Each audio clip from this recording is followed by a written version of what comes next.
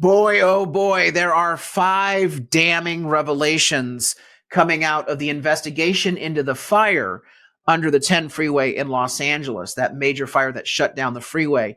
Coming up, I'll tell you what those 5 revelations are and why all of them spell trouble for Gavin Newsom.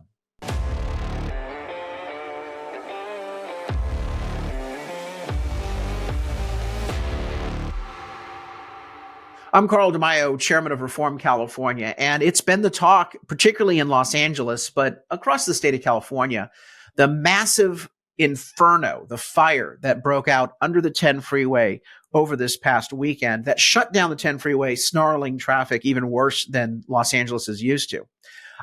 We have 5 revelations that are emerging from the investigation. And yes, I will acknowledge the investigation is still ongoing, but look, it's not like we're going to get candor or truth from the media right now. Oh, they'll probably eventually let it slip out down the line. But they don't want some pretty obvious facts to be known by the public as to the situation surrounding this fire. But we are going to cover those 5 points right here, right now. Before we do that, I want to remind you, we do cover breaking news every day on this channel. The type of news and a take on the news that the liberal media in California will not give you. So do yourself a favor and do others a favor. Subscribe to this channel, click that notification button so that you get informed when new videos are posted. Also, comment below and like this video because that helps us goose the algorithm and get it out to more and more people. We need the truth about news and politics in California to get out. And we need the balanced perspective that citizens in California deserve about what really is going on. So let's explore this massive inferno under the 10 freeway. First, take a look at the images. It was extraordinary. An intense fire. You've probably seen these video clips and the coverage. Burned so intensely that it did structural damage to the freeway itself. So much damage that initially engineers thought that they would have to tear down the freeway, which would take months and months and months. Now the comment coming out of Caltrans is potentially they could fix it in a matter of weeks. We'll see about that. But it was pretty intense. Part of the intensity that you can see is just some of the photos. Here are some photos from the aftermath.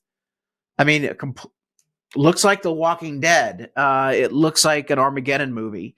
Cars, trucks, completely burned out.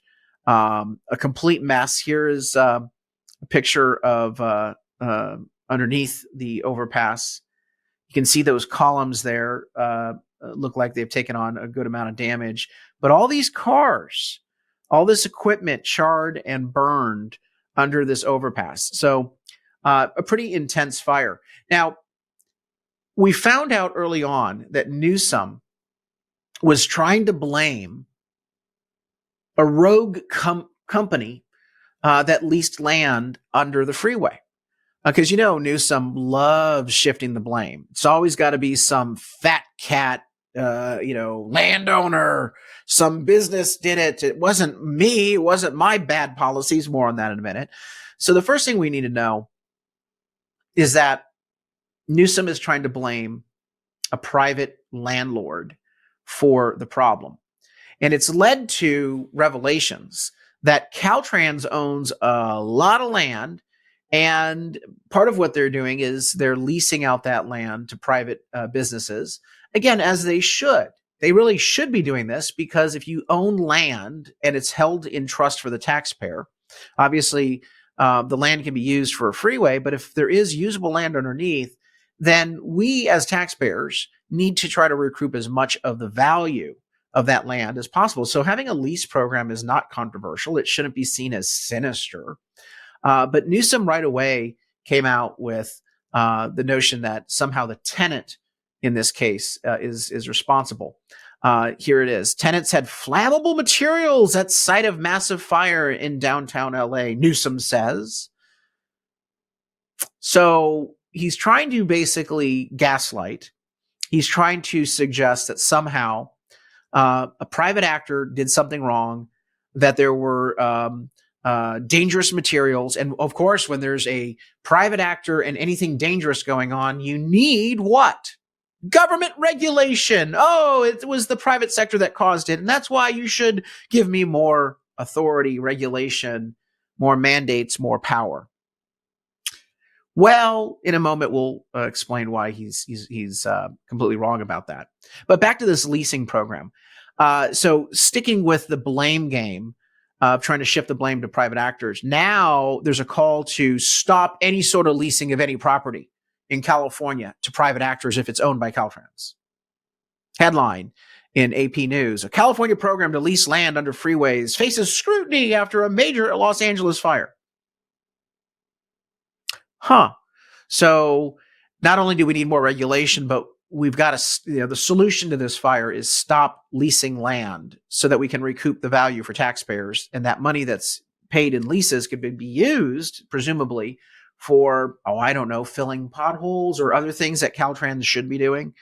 And so the AP News has a variety of message points here, talking about how the Department of Transportation, Caltrans, may want to suspend this program. State Assembly member Miguel Santiago, who represents part of downtown Los Angeles, also a Democrat, said officials should disclose how many sites are leased under this program, the terms of the contracts, how much money it generates, and how the state ensures companies comply with contracts, regulations. Some of those actions could have prevented what we now see happened underneath the 10. Really? If you're going with the false narrative that somehow a private company leasing land is somehow inherently dangerous. And of course, that private company had hazardous materials. So the real issue is they weren't in compliance with their contract. We have to regulate them. You see the narrative that's driven here. Don't look under the covers of the politicians at one of their failures. More on that in a minute. Oh, and I know a lot of you at home are knowing exactly where this is ending up, right? Yeah, we all know where this is headed, right? But all this misinformation in the media was early on. And of course, you have this assembly member, Miguel Santiago, shilling and trying to chum the water with misinformation, trying to shift the blame to the private sector and lack of regulation and leasing. And all these things are the real problem, right? Yeah. Well, an investigation was held, and we find that Newsom comes out acknowledging that maybe it wasn't the private industry. Maybe it wasn't the fact that we leased the land. Maybe it wasn't that this leaseholder had certain activities going on, but instead it was malice, arson. Now listen carefully to what he has to say in this press conference. We'll speak in a moment after the mayor and a number of other speakers. They finished that investigation up about 12 hours early, and they made a preliminary determination. There was malice intent, that this fire occurred within the fence line of the facility you see behind me, that it was arson, and that it was done and set intentionally. Okay, so a fire was within the fence line. It was done and set intentionally. Okay. So it's an arsonist. It's a bad actor, not government. No. It's just an arsonist. Now, we don't know who this arsonist is, but the investigation shows it was set intentionally. It was done at a certain area. He says it was with malice. How do we know what motivation is? I mean, seriously. I think setting a fire intentionally could be described as malicious if it's not authorized. You're not allowed to just simply build fires in the middle of the street. Well, unless you're a homeless person. Oh, we're getting close. Hold on. We're not there yet. But let's stick with this arsonist first. So it's an arsonist, so it's the problem and it's the fault of the individual. So let's for a moment assume that maybe this arsonist is just a rogue bad actor. Not where we're probably going to end up. More on that in a minute. Smart people at home know where we're headed, right? But if it's an arsonist, I would venture to guess in the state of California, this person probably has a rap sheet a mile long. And in California, the state is bad for so many reasons for so many people, but it is very, very good and very generous and very welcoming and very protective of criminals. So if there is an arsonist out there doing bad things, my money would be, and my money's not on the arsonist, by the way, or a criminal, who set out to do a criminal act. Now, my guess is, but if it is that, and I doubt it is, that person probably has priors. That person has probably been let out on early release for, quote, good behavior in California under Gavin Newsom's policies, Prop 47, Prop 57. And you could argue that, the criminal did the bad deed, but he probably would not have been out there if he were held accountable for prior crimes, and probably wouldn't have done it again if we actually punished him rather than coddled him in prison, because we see a high level of recidivism. So, but I don't think it's a criminal. No. So now we move on to the next revelation. So we have first, we have the first revelation being it was a company that had hazardous materials, and that was the fault. Then the second revelation is somehow Caltrans should not be renting land. In fact, it should, because obviously we need money for government programs. And if you can rent out land that you already own and are not using for another purpose, why not? That's why the program was put in place in the first place. Third, the narrative is somehow it's an arsonist, maybe a criminal, malicious intent. Well, let's get to fourth. And the fourth is, it's the homeless, stupid. If I'm a betting man, I'm putting my money on a homeless person did this. Now, again, it's not inconsistent with what Newsom said. The fire was set under the freeway. So there's a place where the investigation said, there was a fire that was set here. Okay. A criminal could do that, or a homeless person could do that easily. Second, you can have someone intentionally set a fire who's a homeless person, or they could be a criminal. But homeless people intentionally set fires. Remember, this happened in the middle of the night on a very cold night in Los Angeles. And of course, third,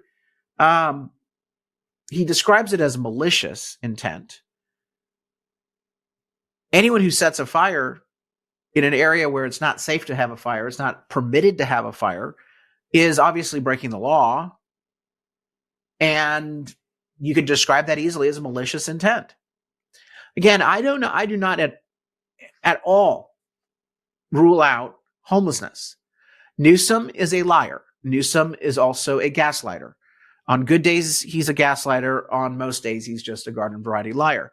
This guy wants to say, set in a certain place, malicious intent, intentionally done, because all that could be true for a criminal, but it's also very true for a homeless person. He doesn't want people to know this is really homelessness. And this 10 freeway overpass, underpass actually, this freeway section and other parts of LA with these underpasses, all of them are filled with homeless people. And it's dangerous. Everyone knows it's dangerous. And there are regulated fires and unregulated activities that are occurring under these freeways all the time. So who's really to blame here? Is it a private actor who leases land? No. Is it a company that has hazardous materials? A lot of companies have hazardous materials. We have a lot of regulations on that already. It could be a criminal, but my money's on it's a homeless person. And who do we blame for homelessness? I would argue Gavin Newsom has as much responsibility for this fire, and that the leaders in Los Angeles, the politicians that he backs, the Democrat establishment, the uniparty that we have in California, they are responsible for this fire. They're responsible for perhaps loss of life. We still don't know if there are fatalities here. I think they will find bodies in the wreckage because it's a huge, take a look at that there, all those cars. Who knows what happened down there? I'm sure you're going to find human remains at some point. But homelessness which is the failure of Gavin Newsom and our politicians. The media doesn't want to focus on that. They are doing everything but talking about homelessness and the 10 freeway. A final point I want to put out is the LA Times is trying to go with this angle here.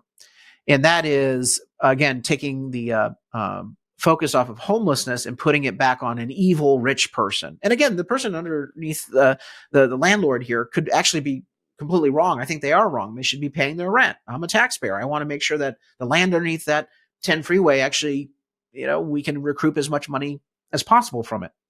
But here's what the LA Times is trying to do in its narrative, its false narrative, to get people off of the homeless topic. Under the 10 freeway, immigrant businesses scraped by while landlord dodged Caltrans. Oh my goodness. Again, look at that picture. I'm just pointing it out. Absolute devastation. I think this truck over here has a bunch of oranges in it. Looks like there's produce there. And clearly this was a dense area with a bunch of material and people, on top of each other. Anyway, so the story in the LA Times talks about this 49-year-old immigrant from Mexico, Rudy Serafin. And I guess he was selling a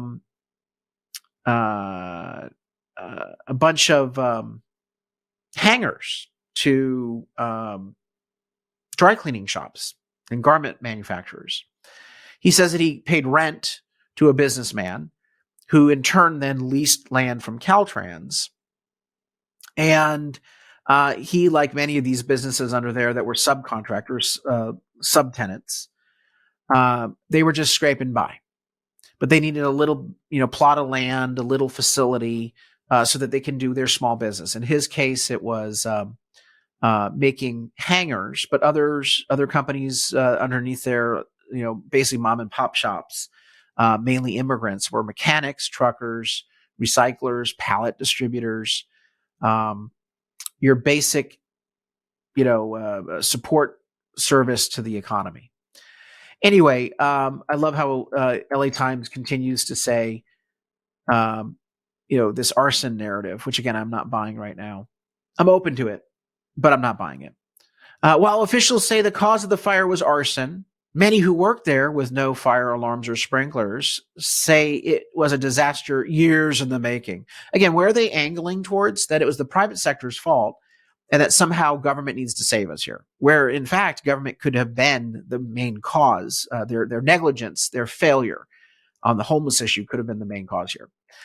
So it goes on and talks about how the rich landlord did not pay his rent, and that his name is Ahmad Anthony Noaid, had failed to pay rent on the 48,000 square foot triangular lot at South Alameda and East 14th Streets for more than a year, owed $78,000 according to Caltrans, which sued the company for back rent in September.